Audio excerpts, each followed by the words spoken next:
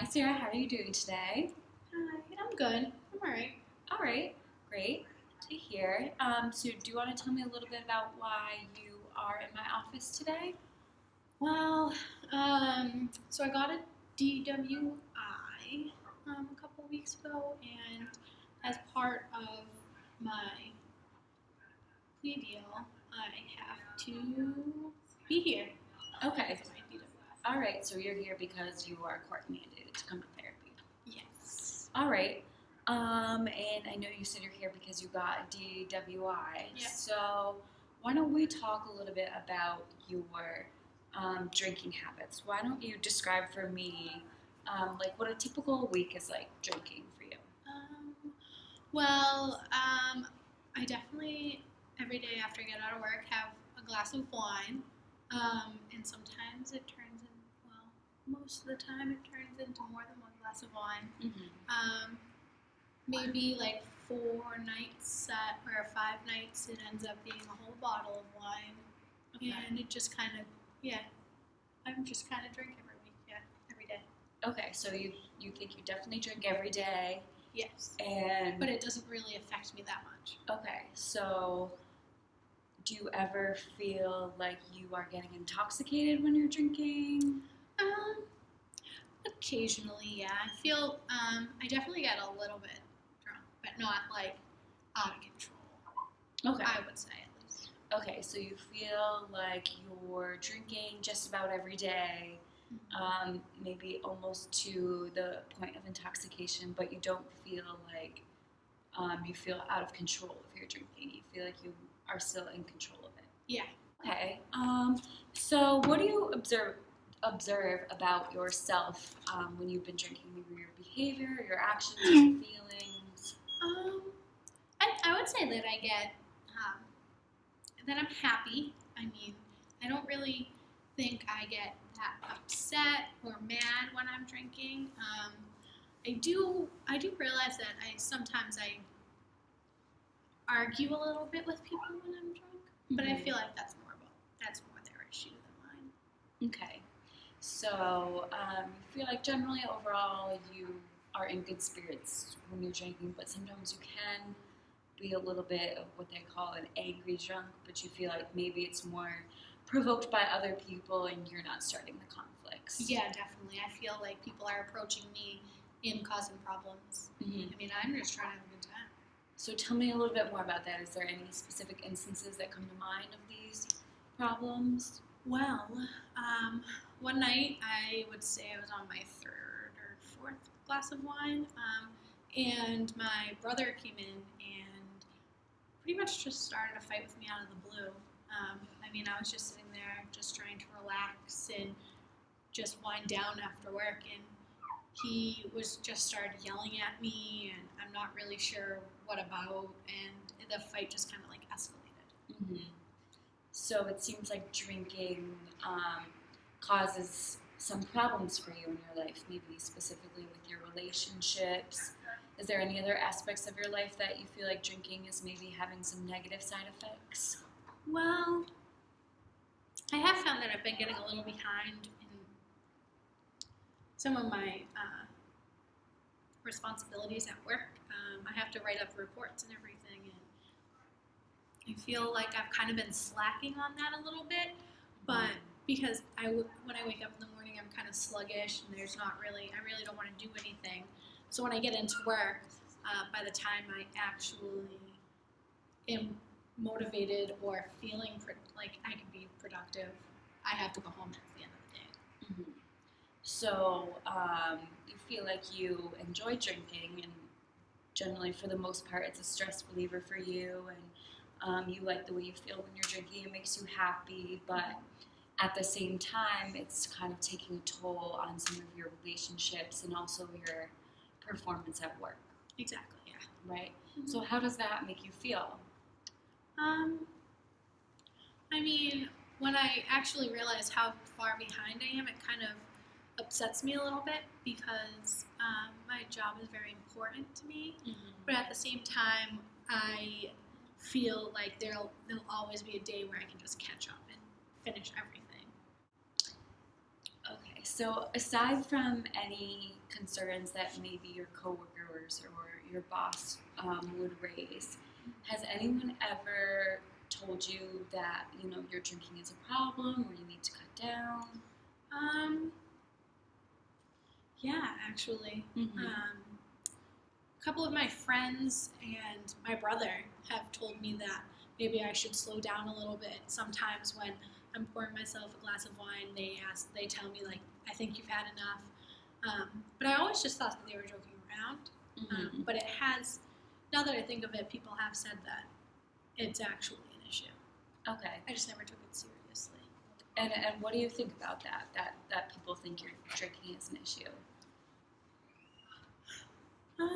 I'm not really sure. I mean, I can understand where they're coming from because some days I do get very intoxicated, but at the same time, I'm not really hurting anybody else, I don't think. I mean, I'm just doing it to relax, and Mm-hmm. I mean, I guess I can get out of hand a couple sometimes, but not all the time, I would say.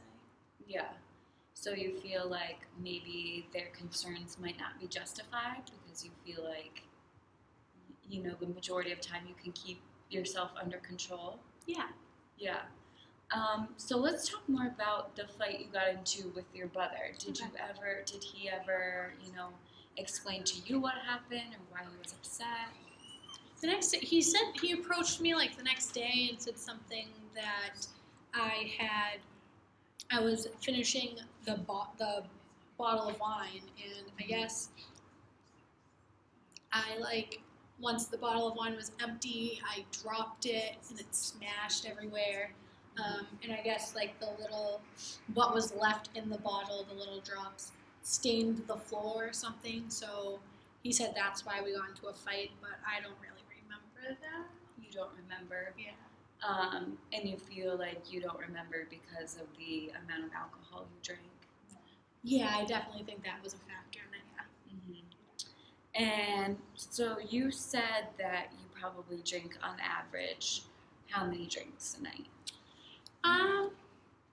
I'd say maybe 3 or 4 glasses of wine, and then if I finish the wine and I don't have any left, then maybe I'll have a little bit of vodka and a mixed drink or something right before I go to bed. Mm-hmm. So, Sarah, would you mind if I give you a little bit of information about the amount of alcohol you're drinking? Yeah. Yeah, you don't mind? No, I don't mind. Okay. So I actually put the information you just gave me into my computer. And your blood alcohol, meaning the amount of alcohol that you have in your blood based on the number of drinks that you're drinking, is actually twice the legal intoxication range for driving. Does that surprise you? Yeah, it does. It does surprise you. Yeah. And I'm really what about surprised. that surprises you? I didn't actually think that I was drinking that much, and that, I didn't realize that it was actually my blood alcohol level would be that high. Mm-hmm. And so, do you feel like maybe that's important information that I just said to you? I do, yeah. It kind of puts it in perspective, actually. Mm-hmm. Yeah, it definitely puts it into perspective. Yeah. I swear I didn't have any in mind today. Well, that's good to hear that that piece of information that I gave you is kind of resonating with you. Yeah. So, based on the experiences you've had and what we've talked about so far today in this session, how important would it be to you to change your drinking habits? On a scale of 1 to 10. I would say it's about a 5 or a 6 right now. A 5 or a 6? Yeah. So why do you feel like you are at a 5 or 6 as opposed to a 10? Because, I mean, I understand that it can cause problems and that it might be straining, my work life or some of the relationships in my life. But I enjoy it. It helps me relax. I feel so calm when I'm drinking. And that glass of wine kind of just boosts my perception of my day just that much to make it a good day. Mm-hmm. So you're kind of feeling like, although there are some, negative aspects to your drinking habits, that the positives kind of outweigh the negatives right now. So there's not too much motivation to change. Is that what I'm gathering? Yeah, I mean, I think I understand and I can see that I might need to change. Yeah. But I'm unsure. Mm-hmm. So, looking back, can you think of a time maybe when your drinking habits were different? Maybe they were better, or you didn't drink as much? Yeah, I'd say at the beginning of college, really, my drinking wasn't really a problem. I actually very rarely had a drink. I was kind of always the mother that took care of everyone that was drunk. So I guess since then, yeah, my drinking's definitely increased. But back then, I feel like I was a lot less stressed too. Yeah. So what do you think has changed between, back then when you used to drink, very little and you kind of took care of everyone else, as opposed to now where, you're drinking 4 or 5 times a week, almost to the point of intoxication? I guess maybe like just my stress level has kind of increased as college went on. Like I would say after senior year in college, I kind of became so stressed. I had a lot on my plate, and I guess I had a hard time dealing with the stress. Once I went into grad school, I was kind of all over the place, and it was just hard for me to cope with. So let's say that you decide to cut down on your drinking, right?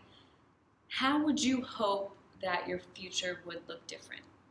I would definitely hope that I would be able to excel at my job again. I would be able to finish all my work and maybe then some, and just kind of go above and beyond to kind of set myself up for promotion. Because I feel like I used to be at that point, and now that I'm actually listening to myself and everything, I guess my drinking is definitely causing a major issue. This kind of like dimmed my future a little bit, I would say. So if you were to cut back on that drinking, you feel like, things would look up for you at work, and, you might be a little less stressed because you're able to get your assignments done at work and complete your work on time, and maybe not get into conflicts with your boss. Yeah, definitely. Yeah. Okay. Suppose you don't make any changes, but you just, continue your drinking as you have been. What do you think your life, will be like for you maybe in 5 years from now? I mean, with the rate I'm going right now, I guess I would be stuck in the same entry-level position that I am at my work, which is kind of a drag and kind of making me feel bad. I guess I could, at that point, if I continue to have issues with my relationships, like with my brother, I could end up being completely by myself, and he might just write me off as someone who refuses to see other people's point of view.